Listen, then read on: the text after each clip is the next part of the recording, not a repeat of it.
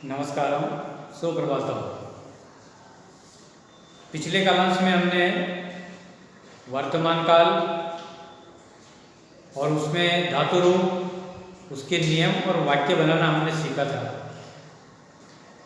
पिछले कालांश में मैंने बताया था कि अब हम हिंदी से संस्कृत और संस्कृत से हिंदी इन वाक्यों को थोड़ा सा बड़ा करेंगे।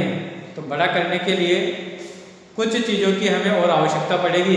तो उसमें हम अगला जो टॉपिक लेते हैं वह है कारक। कारक यानी कि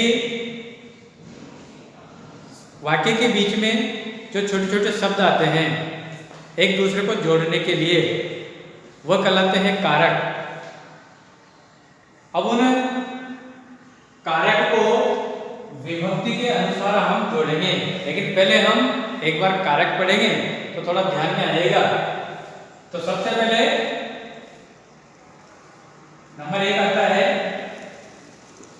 कर्ता कारक। कर्ता कारक इसका हिंदी अर्थ होता है ने। दूसरा आता है कर्म कारक,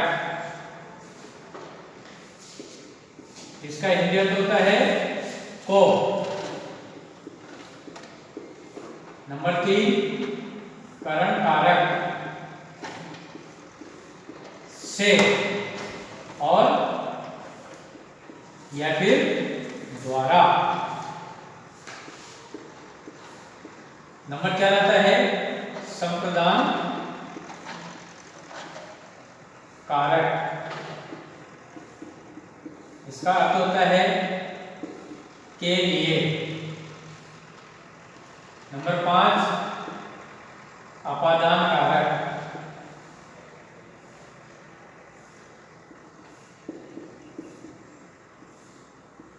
ये होता है हिंदी अर्थ होता है इसका से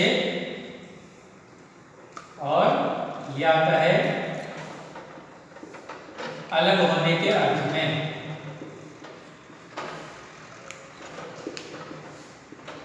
संबंध कारक नंबर 6 आता है कारक, इसका अर्थ होता है का या की या के। इसके आगे आता है अधिकरण कारक,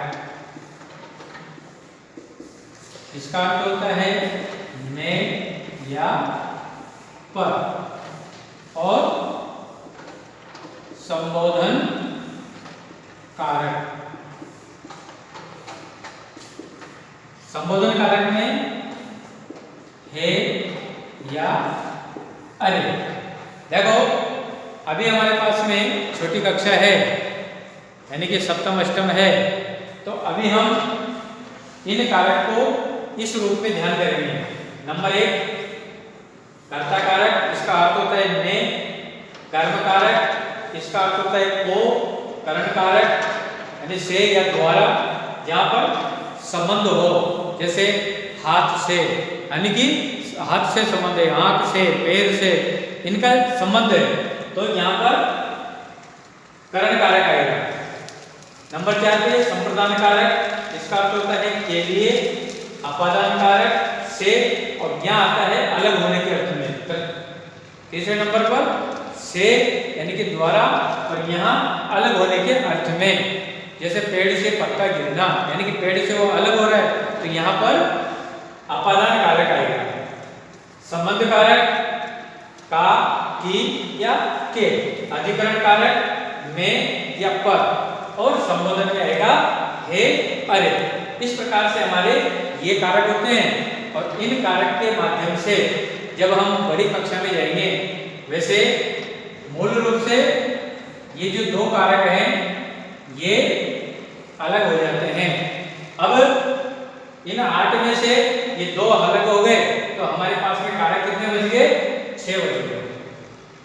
तो मूल रूप से हमारे ये 6 कारक होते हैं, और इनको हम विभक्ति के अनुसार भी जोड़ सकते हैं। तो विभक्ति के अनुसार कैसे जोड़ेंगे? जैसे पहला आया कर्ता कारक, यानी कि ये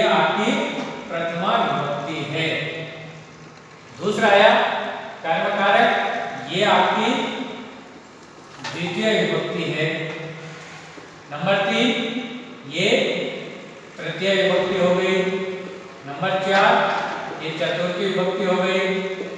नंबर 5 ये पंचमी विभक्ति हो गई। ये षष्ठी विभक्ति, ये सप्तमी विभक्ति और ये अपने आप में संबोधन कारक है।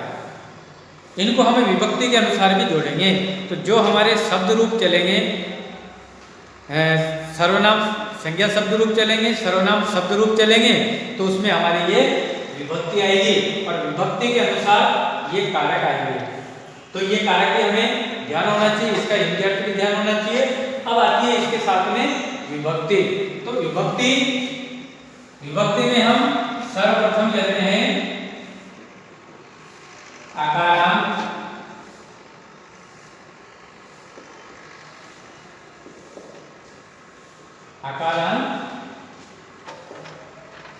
पुल्लिंग में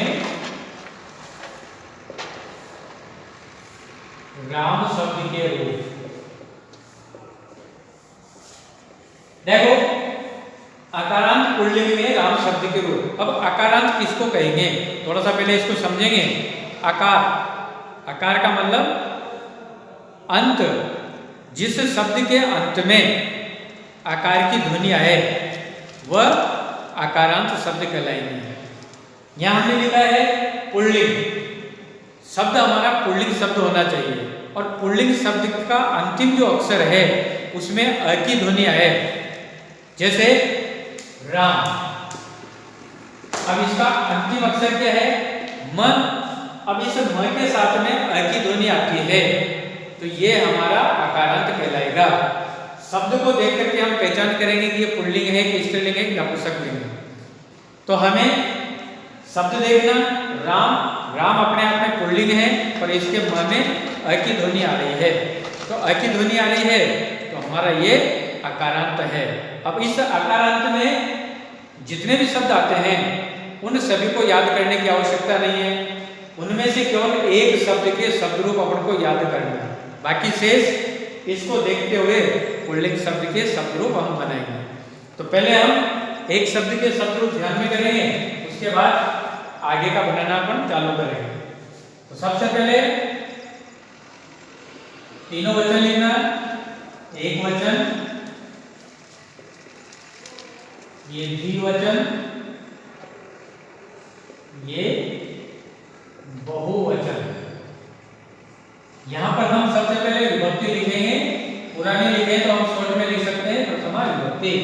प्रथमा का प्रयोग लिख दिया और विभक्ति का भी लिख दिया। तो प्रथमा विभक्ति एक वचन में आ जाएगा रामः, द्विवचन में आ जाएगा रामो और बहुवचन में आ जाएगा रामः। आगे द्वितीय विभक्ति राम, रामो और रामान। आगे तृतीय विभक्ति रामेण,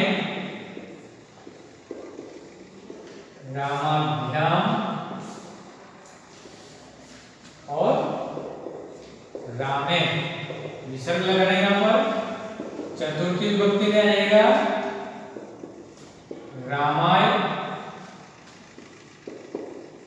रामाभ्याम और रामेभ्य। पंचमी विभक्ति रामात्, रामाभ्याम और रामेभ्य। षष्ठी विभक्ति, षष्ठी विभक्ति में आ जाएगा रामस्य या रामयो, रामानाम। सप्तमी विभक्ति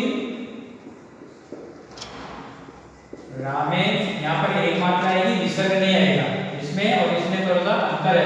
यहाँ डबल मात्रा है, यहाँ एक मात्रा है। रामयो यह आ जाएगा रामेषु। और संबोधन, अब संबोधन में हे राम यानी कि प्रथमा विभक्ति आती है, लेकिन यहाँ पर विसर्ग है, यहाँ पर विसर्ग नहीं आता है। यहाँ हे रामो और हे रामा। देखो अब ये जो राम शब्द के रूप हैं, इस राम शब्द के रूप में ये कारक सहयोग करेंगे। किस प्रकार से करेंगे? जैसे यहाँ पर है रामः, अब राम का अपन को हिंदी अर्थ करना है, राम शब्द का हिंदी अर्थ करेंगे।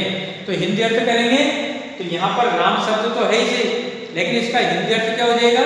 राम ने, क्योंकि ये राम शब्द जो है ये प्रथमा विभक्ति है। तो प्रथमा विभक्ति का कारक, पहला कारक कौन सा है? कर्ता कारक। काम को करने वाला कौन है? राम है। तो राम के साथ में कारक क्या जुड़ेगा? ने।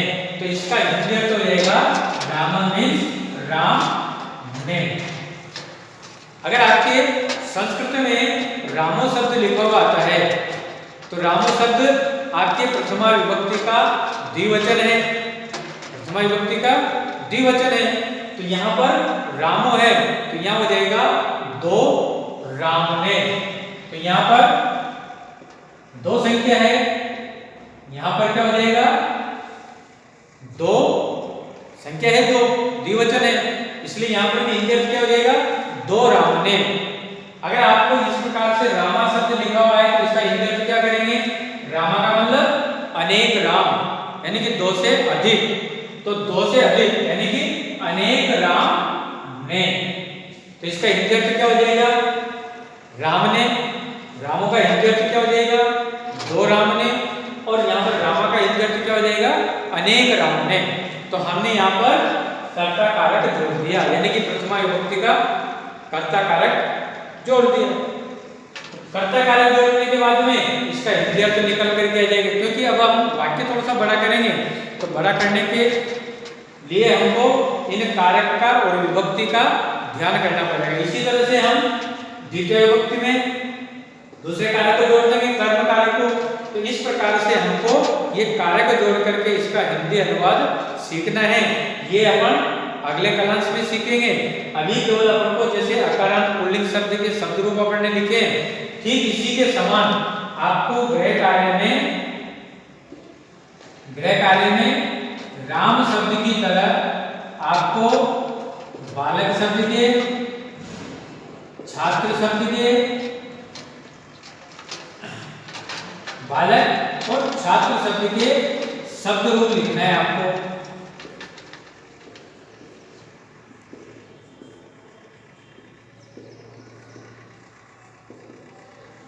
जैसे राम के बनाए वैसे के वैसे बालक और छात्र यानी कि दो शब्द के शब्द रूप बनाएंगे। और भी अकारांत पुल्लिंग शब्द आपके पास में हैं तो उनका भी हम राम की तरह बना करके अभ्यास करेंगे। धन्यवाद।